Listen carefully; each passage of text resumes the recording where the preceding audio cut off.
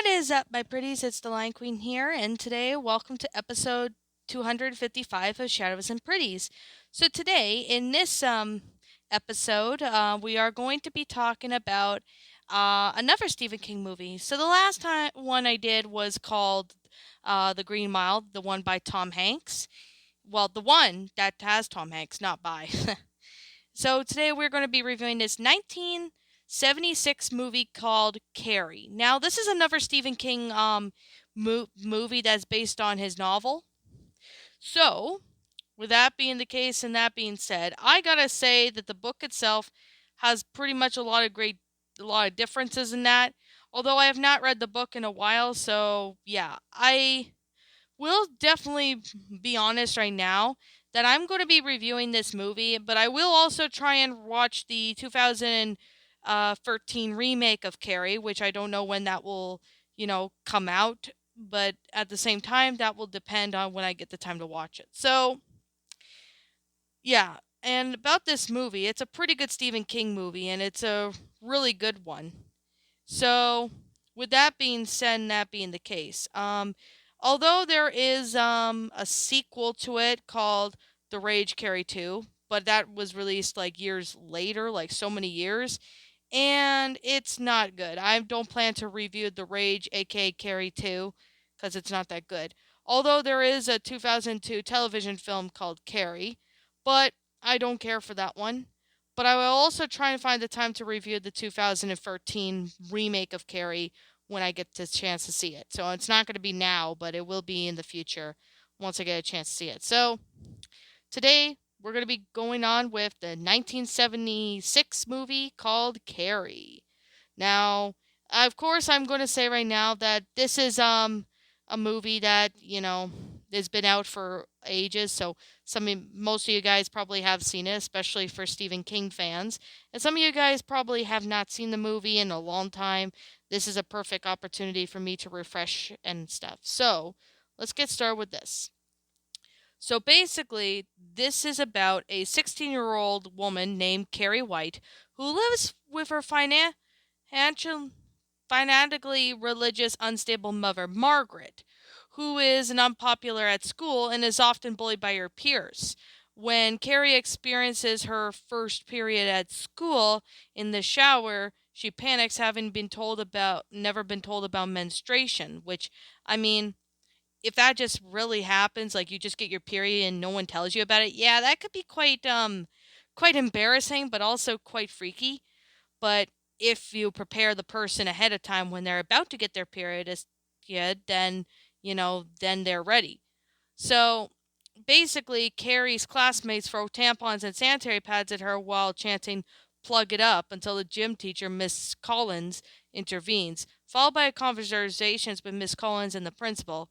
Carrie is dismissed from the school for the day.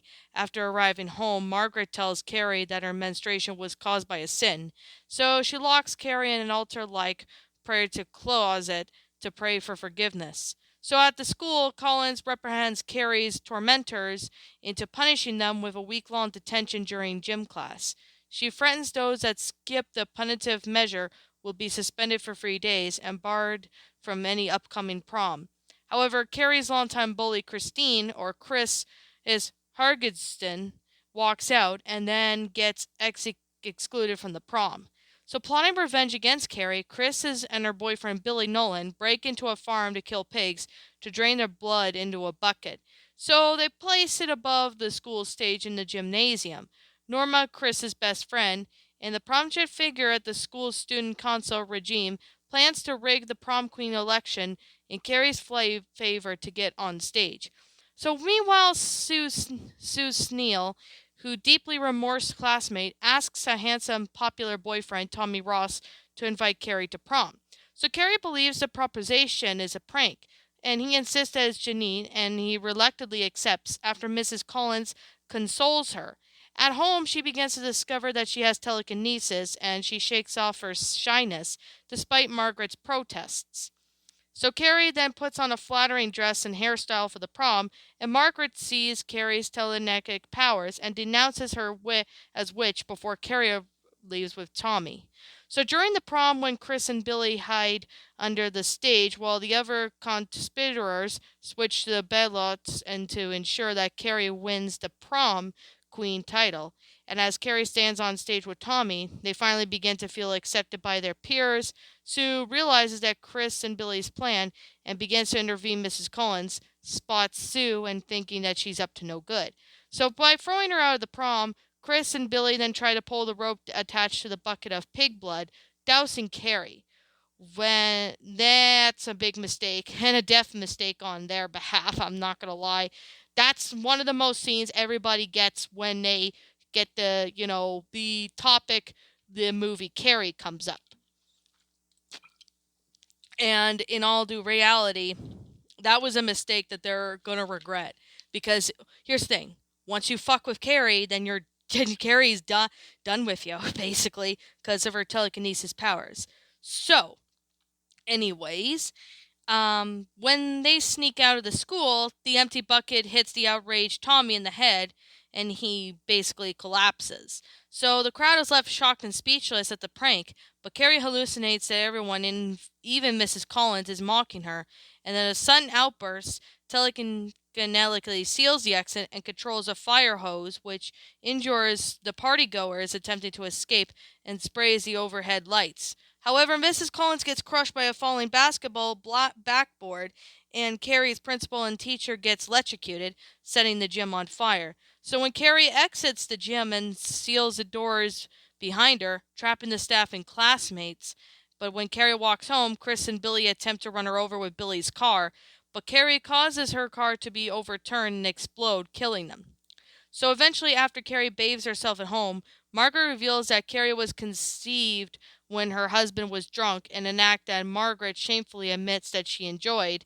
She comforts Carrie and then stabs her in the back of the kitchen with a knife and begins chasing her throughout the house. Carrie levitates several sharpened implements and then sends them flying towards Margaret, crucifying her. Then she destroys the house and perishes. Eventually, sometime later, Sue, who is the only survivor of the prom, has a nightmare to which she lays flowers by the charred remains of Carrie's home, upon which stands for sale sign, is vandalized with black paint with the words, Carrie White burns in hell. Suddenly, Carrie's bloody arm reaches for beneath the rubble and grabs Sue's forearm, as Sue wakes up screaming, rivering in terror as her mother tries to comfort her. Thus how the movie ends. Well, this is a pretty good story. I personally really enjoyed this story. This stars Sissy Spacek, who was Carrie in this movie, and I mean, she did a pretty damn good job, with the acting for Carrie. Of course, we got Piper Laurie, who pretty much plays as Margaret in this story, and I mean in this movie, and they got really good actors to play these roles for these characters, and I'm not gonna lie, most of the acting did very good job, and they honestly really did pretty good. I'm surprised that John Travolta was Billy Nolan was in this movie. I did not even know he was in this movie, but you know, it's still a pretty good movie. I'm not gonna lie. It was a pretty shocking, but it was still a pretty good movie involving, this topic, Carrie. Now, in all due reality, I have seen like this movie a couple times, back when I was in high school. It's a pretty good movie, although it does have, ups and downs, and it does have pretty good concept for, the characters. I mean, it's just flat out amazing and well done. I mean, I personally like this Stephen King book. Now, the book has some differences between the book and the movie. The so I mean the I mean all the books and movies are different, so I mean they may change some stuff when it comes to being in the movie. But of course, the majorities of the differences pretty much between, this Carrie movie and the book, there is definitely a lot of things that I did notice in the whole fact of its own self. So, now, pretty much the one thing I can definitely say about this is definitely shocking. So, anyways, with that being said, and yeah, with that being the case, I'm gonna start going over some of these differences for those who haven't, read the book in a while. You'll you'll or in the book, or who haven't read the book or the movie yet. I think I'm gonna go ahead, no, go through some of these changes just so you guys get the idea. So, I guess with that being said, I think we should, get going with this. All right. Apologies for that. I just had to answer something. So, basically, what's really surprising is that some of the characters act a little bit more stricter. Some of the characters act differently in the book than they were in the movie. Some stuff was changed. But I mean, one of them, I think the principal and that have more. I don't really know what it is, but some of the characters were a little out of character in a book. Like in the book, they were out of character, and in the movie, they were in character, or etc. Other way around. But I haven't I have not read the Carrie book in like ages, so I don't really remember much from it. But I recommend this movie for anybody who's Stephen King fans. It's a pretty good movie. You will not be disappointed. It's really well done.